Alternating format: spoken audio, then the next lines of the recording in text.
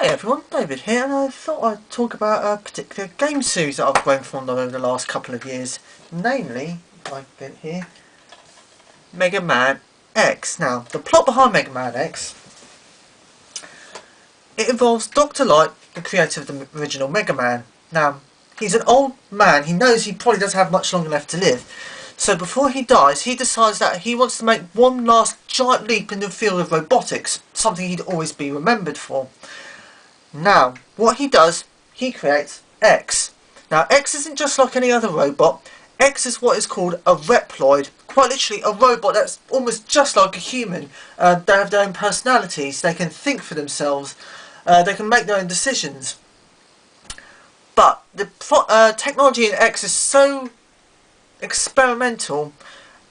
Thomas Light decides to seal X away for 30 years in a diagnostics capsule in his laboratory to make sure that all the technology is safe and he won't turn violent or turn on humans or harm humans. And Light knows that he won't be around to see X up and active, he'll be long dead. And then he seals X away, and the story zooms forward those 30 years. And the ruins of this laboratory are happened across by a scientist called Dr. Kane, who's out on an archaeological dig, and he finds X's capsule, and he notices all the diagnostics have come up fine, and that's how Kane and X first meet. And Kane's blown away by how human-like X is, and Thomas Light didn't just leave X behind. He left all the kind of technology, the schematics and blueprints of this new Reploid technology. And Kane basically decides to carry on where Thomas Light left off, with X's help. And soon, Reploids are everywhere. There are production lines churning out hundreds of thousands of Reploids a week. And everything seems fine. People are heralding this new technology as start this golden age of robotics. Until something very badly wrong happens.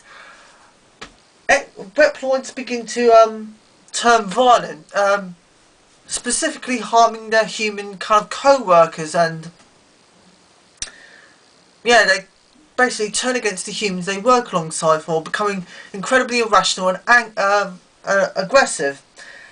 And basically, in the beginning they thought, probably just, one or two isolated cases. It becomes increasingly commonplace, and it is said that these Reploids have gone maverick, and it gets to being such a problem that they set up a security force called the Maverick Hunters, which X decides to join. He kind of feels responsible for it. Now, the Maverick Hunters are led by one of Kane's newest creations, a Reploid called Sigma. And this kind of leads on to the plot to the very first Mega Man X game. Everything seems fine. Maverick instances are kept to a minimum, and they're always cleaned up with a relative amount of ease. Until one day, Sigma goes Maverick himself. And not only Sigma, a lot of the commanders under his